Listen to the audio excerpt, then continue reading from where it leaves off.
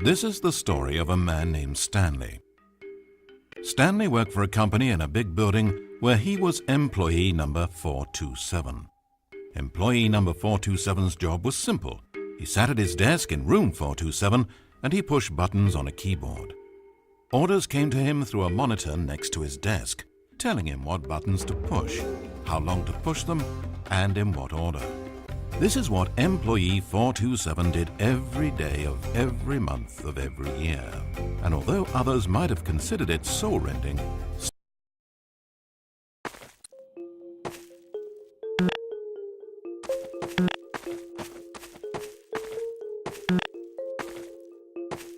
Stanley decided to go to the staff lounge to check on his co-workers. He never functioned well by himself and constantly needed support and guidance from others. So the thought of total solitude was terrifying to him.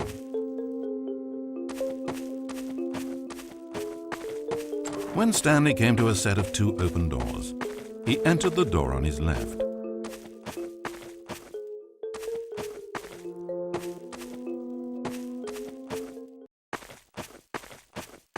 This was not the correct way to the employee lounge, and Stanley knew it perfectly well. So he turned left at the first open door and walked back in the right direction.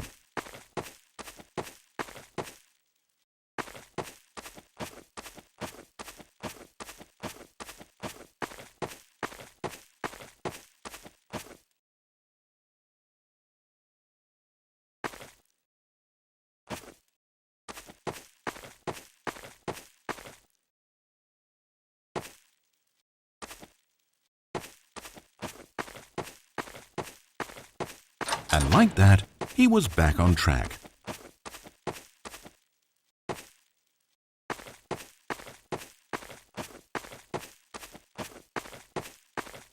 As Stanley entered the lounge, he was horrified to find not a single person here. He decided he would walk up to see his boss, hoping that he would find an answer there.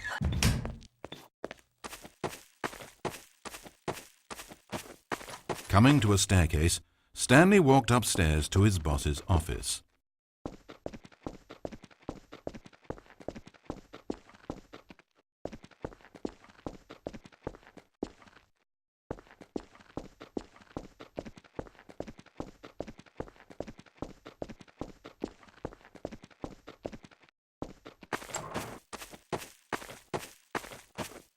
Entering his manager's office, Stanley was once again stunned to discover not an indication of any human life.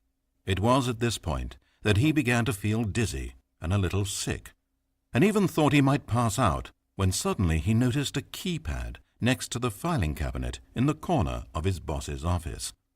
Stanley had never seen this panel before and had no idea what combination of numbers would produce any result. In fact, only Stanley's boss knew this, since the panel withheld access to the boss's greatest, darkest secret, and so he had assigned the keypad a combination that only he could possibly know, the number of his freshman dorm number in college, 1957. But of course, Stanley couldn't possibly have known this. Yet incredibly, by simply pushing random buttons on the keypad, Stanley happened to input the correct code by sheer luck. Amazing. Stanley ventured forth into the newly opened passageway.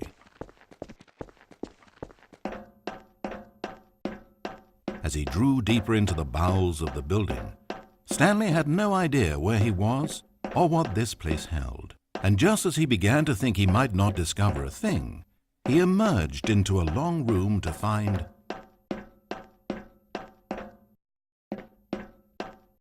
rows and rows of monitors, screens with a number above it.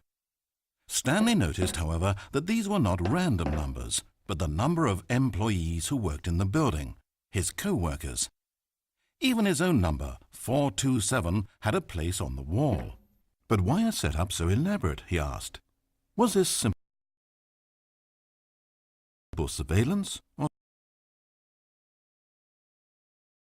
something even more? And as if in answer to his question, the wall slid open before him, revealing the ultimate truth of the situation.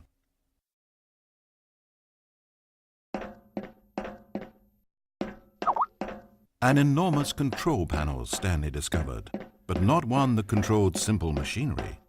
Buttons were labeled with emotions: happy, sad. Levers and knobs controlled actions: walking, eating, doing work, or watching TV.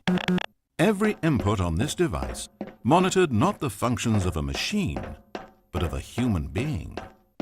And the reality began to sink in.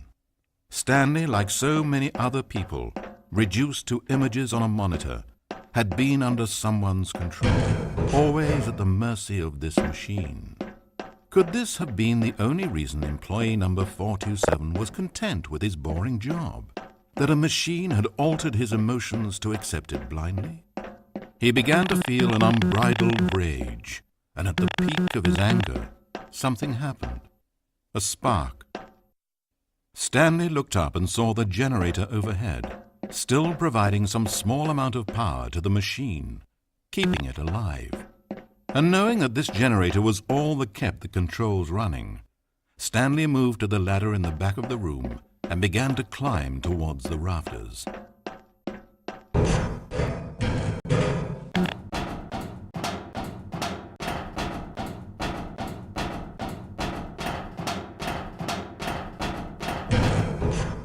The higher Stanley climbed, the closer he felt to freedom, the further from enslavement.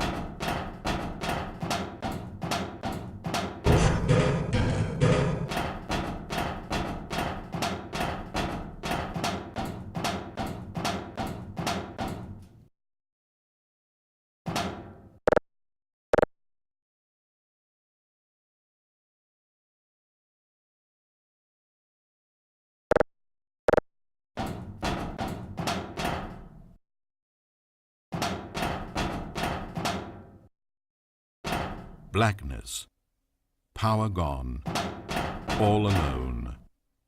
And then...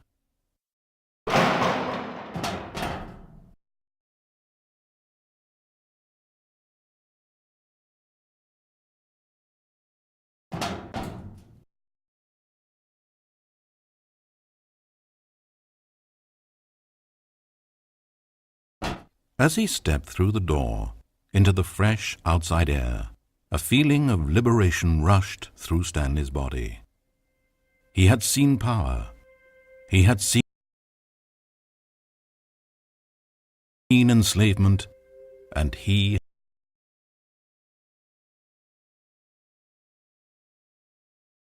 had destroyed it. The underling was in control now.